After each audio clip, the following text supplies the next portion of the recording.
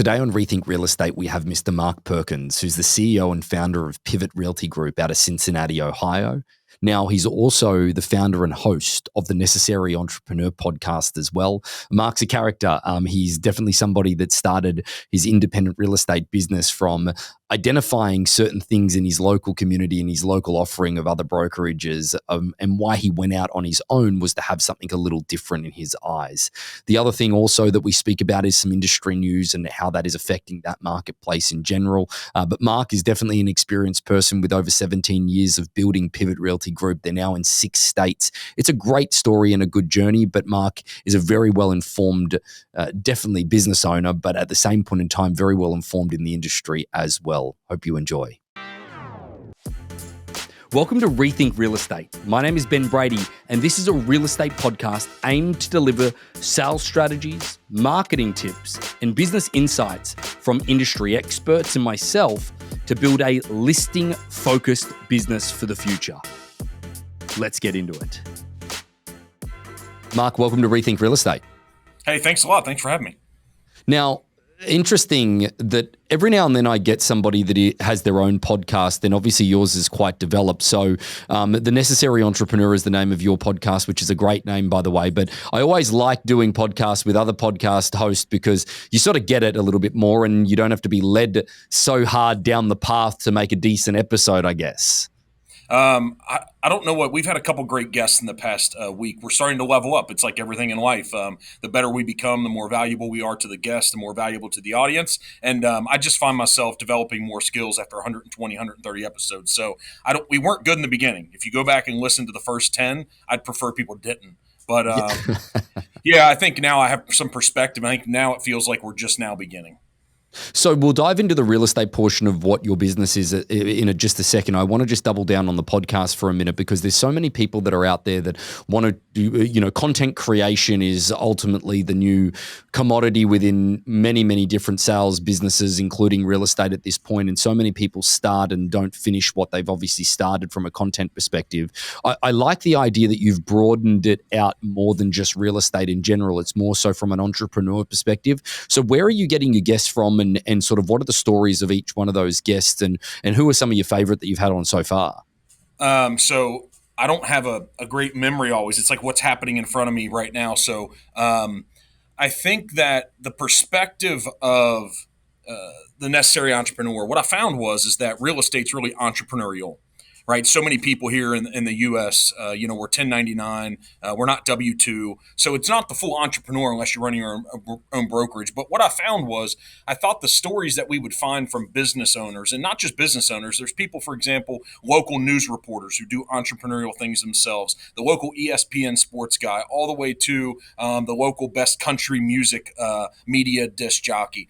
We've had a wide perspective because all these seem to be entrepreneurial because you can't sit back in many of these roles and jobs when you become elite. You can't sit back and wait for it to come to you.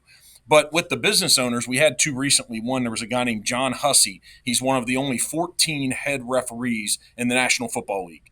We just had him on this week, but he also is the CEO of Cuddly. What's so unique about those guys, they also have full-time jobs. Where if you're a soccer referee or if you're an MLB umpire, they're year-round. That's what their career is. And so it was very interesting to see the inner dynamics of someone who's a CEO of a really evolving company with high revenue compared with being one of only 15 people in the country. That was awesome. And then there was a guy that was on yesterday, Todd Herman. There's a lot of these people that I'm starting to find that we didn't really know about. This guy's been behind the scenes, but he was directly mentored in the late 90s and early 2000s by Jim Rome. And, he was sitting right next to that guy, and he's in that network and coaches elite sports people and elite business people. So what I did think, I had this narrative when I started the podcast. I thought that all the stories would sound the same about what it took. And that was a part of the idea of the podcast going in to help everyone understand that if you're going to go out here and be entrepreneurial and dip your toe into thinking you're going to become more and you want to become more and you want to have a more evolved life, you want to have, more control and more financial control of your life, you need to hear from the people who have done it. And so it's a mentorship type of angle to this life. And what we're seeing, whether they're in real estate, whether they're coming from the sports world, whether it's somebody that is an employee but that's doing entrepreneurial things, what we've heard over 110, 120 episodes, it pretty much takes the same stuff. That's interesting to see the consistency of that, because then bleeding into real estate, it's one of those things also is that regardless of whether you're a cold prospector or you work a sphere or whatever it may be, the consistency in the individual activity is the exact same. It's just the different nature of the way that you then build your business. So segueing over to the way that obviously Pivot Realty Group is one of the is obviously the name of your overall company from a real estate perspective. You do commercial, you do residential. And Cincinnati, Ohio is ultimately where your core base is, correct? Correct. Yeah. And then we're in 6 states now. What does it look like as a company as a whole right now versus what it began with? So started 17 years ago. So I'm that guy that I'm like the turtle in the hare. I'm the turtle in the race. I'm usually not the smartest when I start, but I stick with something and don't quit and figure it out a little bit more all the time. So I just started with this idea. I won't go into the whole history, but I started with this idea. I was an agent at the top brokerage, top volume and top number of agents in the Cincinnati marketplace. To give people perspective, it's 2.1 million MSA. So that's the perspective of the region. Yep. And I was there for 2 years. And a lot of states you have to actively produce at a full-time level before you can obtain a brokerage license and open the company. I didn't have any intention on starting Pivot, but what I found was from being at the biggest brokerage that had the highest volume, we were just numbers. I was a number. My clients were numbers, and that's okay. I don't have any bad things to say about that company. That's just the way they operated and ran it. For me, since I was so plugged into the building at 25 and 26 and 27 years old, the build of my original business and my client base was all about relationships. And there was a disconnection of how the company operated, the brokerage that I worked at, and how I was engaging in my business. Every time I wanted to do something a little bit unique or a little bit special or a little bit custom for my business or for my clients, it just didn't fit in the number model of this big company. Right. And so I realized really quick that if I was going to stay in this business, I was going to have to start the company on my own. And that's even the idea of where the Necessary Entrepreneur podcast came from. I didn't want to be one, but it was necessary that I created the company, that I became an entrepreneur to be able to work at the company I wanted to work at. So I formed these ideas about what the ideal brokerage should be. I love in the beginning, now we're making money. Now, how do we scale? What's the ROI look like? What do investments look like? But when I started the brokerage, I wrote down on a napkin, this is how it went. This is 2008, 2007, 2008. I wrote down on a napkin the attributes. I just didn't take the next shiny object like when agents change brokerages. I wrote down on a napkin the attributes and the features that I wanted the brokerage to have that I worked at. And I took that around and I compared it, and I knew all the brokerages. I understood. I had relationships with managers. I was one of the board members for the local MLS and the board of realtors. I was really plugged in. They had recently given me the Rising Star of Real Estate Award that year of 1,500 agents in the local board. But I went around, and the best brokerage, based upon the attributes that I had documented, only had half of them. Okay. And so I said, well, I'm going to have to start the thing. So I didn't start it with a scale model. I didn't start it, hey, let me build this so I can recruit 10 people or 15 people. The company was started because it's the place I wanted to work. Right. And I think that's probably the best place to start in any way, shape, or form. That's one of the things that I want to double click on that for a moment, because I often find that people start things for the sake of starting them just to actually have something that's their own, and they don't do that research that you did or even understand what is the value proposition that ultimately they're trying to offer. But they just, regardless of whether or not it currently exists or it doesn't, because it's their idea, it's more superior than someone else's, is the only metric that they use in order to do it. So I guess you going through and seeing if it already existed, would you have joined that company, or would you have still done your own? No, 100% I would have joined it. Even if I have these entrepreneurial characteristics, that I have the things that entrepreneurs need to have. We can name it grit and determination and discipline and all that. Even through reflection today, I say it to I'm an open book with my leaders and everyone that works here at the brokerage. I say, you all, if I had to go back and do it again, I would actually try to even find the brokerage more. Because when it comes, 17 years ago, this moment, I would actually have a higher net worth right now if I took the same amount of effort I put into building my brokerage just to put into being an agent and having a team of 5 or 10 agents. I would be the number one agent in this 2.1 million MSA, probably making $3 to $6 million a year in my pocket. And Yep. what I know about investment in real estate, I always have a portfolio that I build of commercial real estate. That would have probably been 10x right now. Right. And so, but now when I see this through and I don't quit, now talk to me in another decade, in 10 more years. If I scale this brokerage the right way, 27 years later, I will reflect and say the right move was to start the brokerage. But I would also document the sacrifice and the pain that I've gone through and the things I've given up in life to make that happen. Where if I was an agent running a team of 5 or 10 people, I wouldn't have had to make those same sacrifices. So if we can dive into the detail a little bit more around building of your brokerage, what are the attributes of Pivot? Boy, this is contentious even in the marketplace. I've listened please, to throw it. I love it. Yeah, I love it. Here's the thing. I don't. I believe in building strong salespeople, Right. who can positively impact the marketplace, who aren't in this just to make a commission, that realize that when they obtain a real estate license, that their initial obligation is to serve the community.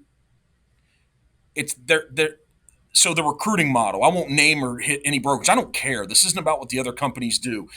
I'm disappointed that this business has turned into something that looks similar to an MLM model, and it'll continue to evolve that way, and that we've lost. And so I go back to the beginning on what the intention was. The intention is that I always had this feeling that if I were a consumer, and we have part-timers and full-timers here as well, it's tough to figure that full-time piece out, being a 1099 person, not getting a consistent paycheck. But if I were a consumer and I intelligently researched the agent to hire, not just the family member, not just who's in my severe, that I intentionally decide who to hire, I would hire the person that had more experience, that when I sat down and talked to them, they could articulate what it meant to be an agent, what a high level of representation is, describing not just the CMA, but what does a saturation report mean. That I just know that 40 to 50 hours a week, they are dedicated in putting food on the table by representing me and succeeding at that, versus it's a side hustle. The real estate business should not be a side hustle. Yep. The reason why it shouldn't be a side hustle is because in this business, the whole purpose is we are representing the interest of other people. Right. It shouldn't be a side hustle. If we're talking about flipping a product, buying it for X amount of price and getting it on eBay and selling it for more, that's fine. Side hustle all day long. If the income and the actual attribute of doing the job only benefits my pocketbook, and whether I succeed or win only affects me, that's fine. It can be a side hustle. But when we're supposed to represent the interest of buyers and sellers, and that's the purpose that we're licensed, it shouldn't be a side hustle. And so when anybody says something's part-time, it's a side hustle. It's a side hustle to the other priorities in your life. So with saying that too, I wouldn't allow this brokerage, and it's caused us to have slower growth, but the culture is awesome. I wouldn't allow us to be the place that anybody could come work. Sure. Because right now, if anybody in our here in Cincinnati, we're in 6 other states, but if any agent, here's what they think. They believe around the country, well, I can pretty much go work where I want. Yep. I can just leave this brokerage and go somewhere else. 100%. So the actual brokers are the ones that have screwed the system up. They're the flaw. Yep. It's not the agents chasing the shiny object. So the intention was, I'm not going to go recruit existing agents. I'm only going to go recruit people into this business that haven't already worked somewhere else, because I'm a loyalty guy. Sure. And what I know is if they're going to leave the person that they used to be loyal to come now be loyal to me, at some point when the next thing comes along that they perceive is better, they're going to do the same thing to me too. I'm not interested in short-term transactional relationships. I'm interested in helping people build substantial careers. And so somewhere down the road is going to benefit us both. So we, in our brokerage of 200 plus or minus agents right now, we only have 3 people that were previously licensed anywhere else. Okay. Right. So you've got a culture of the nature of the building people up and that longevity and that runway. It's funny, as you talk, having the experience that I do of real estate in many other countries, is that the US is the only model in the world that actually has part-time agents and has a hustle culture external to it. At the end of the day, if you were to, and I think that the thing that I want to sort of, because I love what you're saying, Mark, but the reality is we're in an industry that's fighting against everything that you're saying with the institutionalized nature and the publicly traded elements that actually do real estate where it's just a numbers game. Because if you were to take into consideration Australia and New Zealand, where, again, I forewent university to go into real estate at the age of 18 because I could make so much more money. And that is what real estate is in Australia and New Zealand. Some of the very best people forego being lawyers, being, whatever it is you want to say, to go into the real estate game. And the average income is well in excess of $350,000 for real estate people in Australia and New Zealand, because it is a full-time role. But there is not one publicly traded element of real estate or brand within any of those countries. There's not one in, say, South Africa that we've been in as well. There's not one in China or anything along those lines. But the institutional nature of what real estate has become with the Anywheres, the EXPs, and all of those different ones is fighting against what you're talking about, because it is allowing people to do this in such a part-time perspective, when they have a cap of, I don't know what real charges, like $6,000 a year or whatever it ultimately is, that's where that part-time element comes into play. So it's about obviously you having the values that you do in order to build a business that you want. But I guess that you have over 200 agents. Mm-hmm. You obviously have people within the community that are recruiting on a constant basis against your model itself. Are you a model that is a cap model? Are you a traditional brokerage model? What is your model? Yeah. So what's funny is that when there's no other stockholders in the brokerage, and I haven't gone and borrowed money against the brand, I have portfolios that I leverage and all that, but we're not beholden to anyone except for me and the 3 or 4 or 5 leaders that are sitting together every day, making the right decisions for the right reasons. So what we've done is that it's a smaller margin business, but it's both. So when I started the company, so we're a threshold company, but we're also full service. Right. We've created this company and said, let's make it the best it can be for agents and for consumers. So what I realized is that, hey, if we're 1099 and we're training people to get in this business in the beginning, it's going to be a struggle financially. So I have to remove all the constraints off of it. I have to make sure that they can sit down and they can just focus on building a sales career and going out and building relationships. They're not paying me desk fees and technology fees and paying for signage and paying for lock boxes. And so we provide a full service company combined still with a threshold. Okay. And after that threshold, they'll get to 95.5. Right. And nothing changes at 95.5 on the level of service, the level of coaching, the level of engagement and professionalism the company offers. So the obligation is on me to scale this, to add more agents instead of taking more from everybody individually. So, for an example, if an agent makes $500,000 a year in GCI, they'll probably end up with gross $42,000 to $43,000 is all that Pivot gets. And they had an environment where the only thing they had to do was go out. And so I say it's entrepreneurial, because they don't have to be the true entrepreneur. We're running that operation for them, and they can spend all their time doing the high GCI engagement and activities on a daily basis. So we've combined both of them, because I don't have any partners in the business that are expecting to have their year-end payout of what their share is. Yeah, and I've set up my life in a very frugal way. It doesn't matter what my net worth is. I'm still living the same way I lived, man, to be honest with you, 17 years ago when I started. So if we talk more about from an industry perspective, like the headwinds that ultimately are out there at the moment with change in market dynamic, I'm very unsure about Cincinnati, Ohio is obviously where you're based at the moment, is that I'm not sure about what type of influx that you guys saw during the COVID market. Like I'm at a point where I'm starting to realize that, it's what COVID, the 2022 was a record year for most people, and ultimately they need to sort of remove that out of the last 5 years of a cycle in order to actually, regain the reality of where things actually stand. But that being said, is that are you seeing some headwinds in your market at the moment, place from days on marketplace increasing, so on and so forth? Hey, give me 2 seconds. I'm going to plug in something else here. We're going to make it not too uncomfortable for everybody. Is that okay? No, that's fine. No problem. I'll quickly. Okay, so I guess that if we steer back to some of the headwinds that come back into the real estate marketplace in the current environment, where average days on market for most of the country is increasing, you've got It's funny how people have to dig back into the muscle memory of price reductions and having tough conversations with good people. But then the other portion of this as well is that then you've got all of the noise from the real estate community with clear cooperation and all of these different things that are out there at the moment. First thing I want to sort of ask is Cincinnati, Ohio, what was that like from a COVID perspective? Did it really see that influx that most of the other country did? It was tremendous. It was exactly the same. And it's the first time that here in this area that we felt like New York City and San Francisco and Seattle that we had been hearing for years. So it was exactly the same.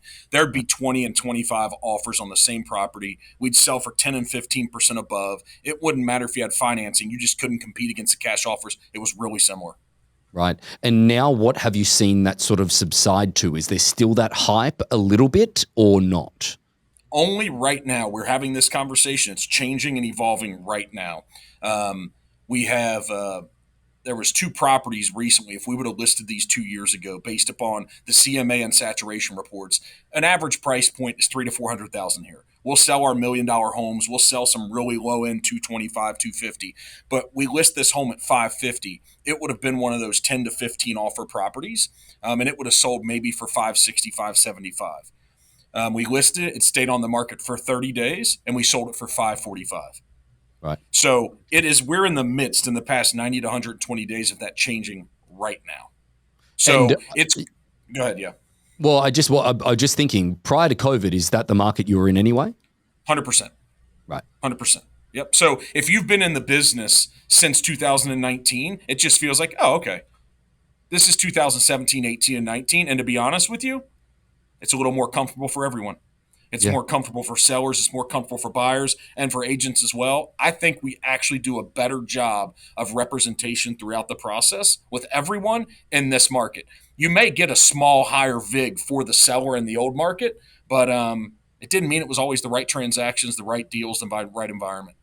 Well, I think that it also provides us with an opportunity to, with the downward pressure on commissions, whether it's buyer side or seller side, there's always been a downward pressure in that environment. If you take a look at the average on a national perspective, there is a downward pressure because the US is one of the most expensive countries in the world, bar Germany, to actually sell your property. So now it gives us an opportunity to actually show value for ultimately what we get. And, like I've said this before, but one of the things that really pisses me off on a daily basis when I speak to agents, like I've got people bitching and moaning at me about, oh, I need to print open house flyers now. I didn't have to do that for 3 years. It's like, oh my God, that's your fucking job. Yeah. Like, I love please. You. Kiwis are awesome, man. I love you. Like the rigidity and the approach is like, I can tell the person that you are, you're just like, take responsibility. Yeah. That's you. That's probably every part of your life. It's like, quit bitching and crying and take responsibility for performing the necessary actions, because that's what we get paid for at the end of the day, isn't it? We get paid for performance. Yeah. During COVID, we got paid just because maybe you had a license and put a sign in the yard. But truly, at the end of the day, 70 to 80% of the time in the market, you get paid for performance. Yeah, and exactly right. we shouldn't have an issue getting into this business on the necessary tactical things, the time, the commitment, the expense, on what it takes to perform. Yep. Yeah, I don't mind it, just like you. Are you seeing anything from more of an industry change, though? I'm assuming that you're the same as everyone else. You haven't seen many problems from a buyer side commission now that there's obviously the way that all of that has to be approached with the NAR lawsuit. Are you also seeing, like, two questions? Are you seeing any differences in the buyer side commission? Second question is, with this clear cooperation with the exclusive stuff that Compass and a few of these other people are talking about at the moment, are you seeing anything like that locally? So first, the commission. We could talk for hours about how I set this company up.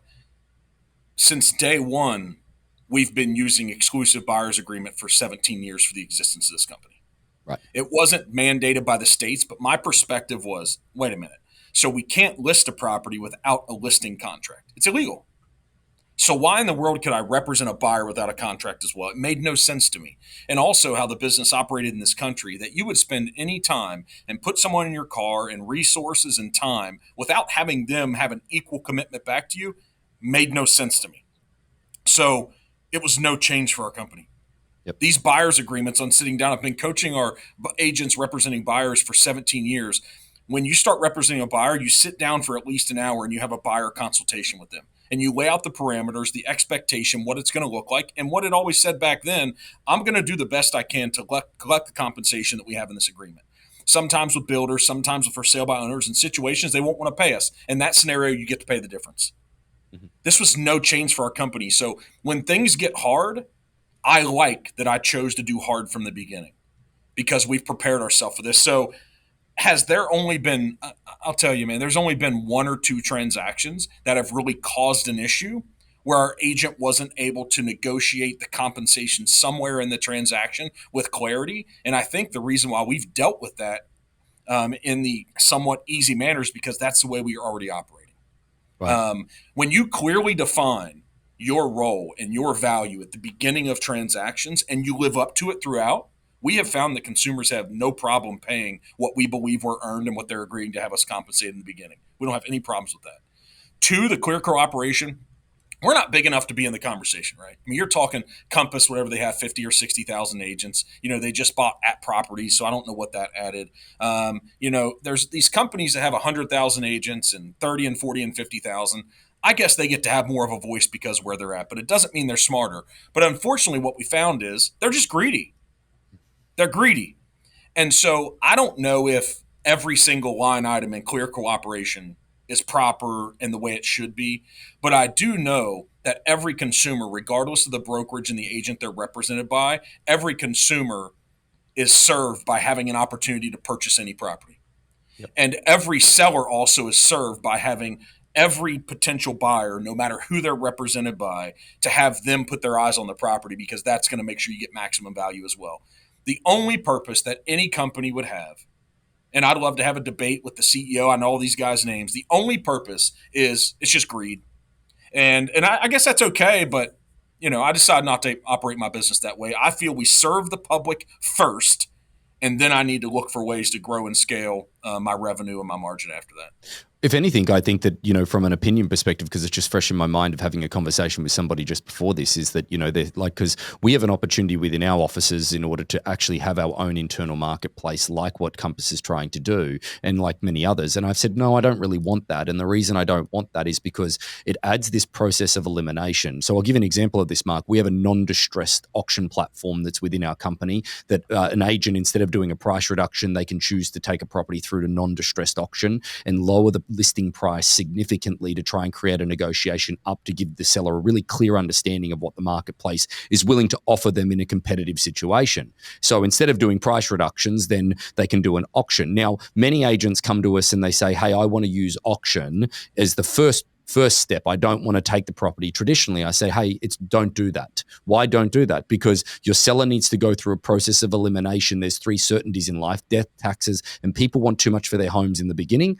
And they need to go through a process of elimination in order to see the marketplace not meet their value, so that then they can adjust accordingly. And then we take it through to the auction process. Because if we just do the auction in the very beginning, they will blame the auction process as another layer of denial of why they didn't get the price they want. And I just think they're just adding another layer of denial, which in turn they say won't increase the days on market. No, not publicly, but I really do believe it will in the transaction eventually anyway.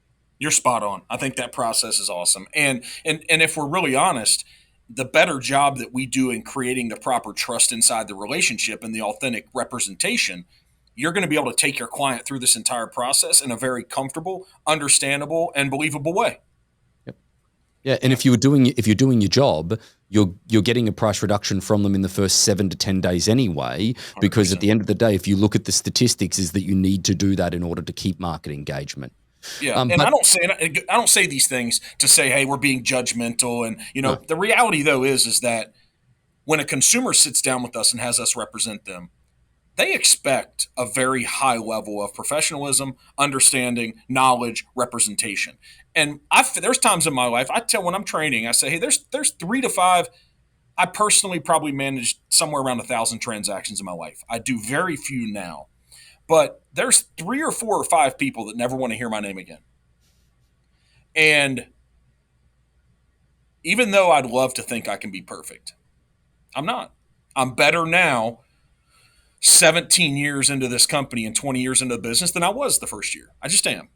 I'm better now than I was 17 years ago, than 15 years ago. And so, as long as you have integrity to always try to do the right thing, it's going to be a great outcome for the consumer. So, I think we should hold ourselves accountable as agents, regardless of the country, regardless of the rules, hold ourselves accountable to do the absolute best job that we could, as if we were the client, as if we were the consumer. Final question in this is that Pivot, Realty Group, you've been going for 17 years now. What is the end outcome? What does the next 10, 15, 20 years look like? We'll see, right? So now we've jumped from 3 states to 6, all in 2024. That's scale. We put some people in place that have some good loyalty and commitment to the brand. We'll see over the next 30 months if we hit our 1,000 agents the way that the business plan says we will. And if that happens, it's only going to happen the right way. And the right way is people that are committed to this business, the vast majority of them being full-time and committed to their client as much as they are their pocketbook. So we'll see. We've got the revenue growth. We have no debt on top of the company. We have just as good of infrastructure and technology as all the companies with 100,000 agents now, because we've made the investments. We buy our own real estate when we go to these states and these cities. So we put big signs up on highways and tell people we've come to town. So we have the model perfected. It just took a long time. We're going to see. We have the plan. Everyone I talk to, I have a lot of connections nationally, even bigger than what our number shows. They know that this thing that we've created and that I've been nurturing, they know it's very competitive on our national market. So we'll see if I'm the right leader and if I'm good enough to influence other leaders to expand this. That's what it comes down to. I'll look back in 10 years and say, was I good enough? Well, Mark, we're looking forward to the journey and watching, and we'll make sure that all of your information, your link to the podcast is in the show notes underneath. So again, thank you for joining us on Rethink Real Estate. Thank you, Ben. Thanks for having me, man. So about 75% of our audience hasn't liked, followed, or subscribed to our podcast. It would mean the world to us, and it would help this podcast more than you know to expand our reach if you were to like, follow, or subscribe on any of the platforms that you're watching or listening on. Thanks again.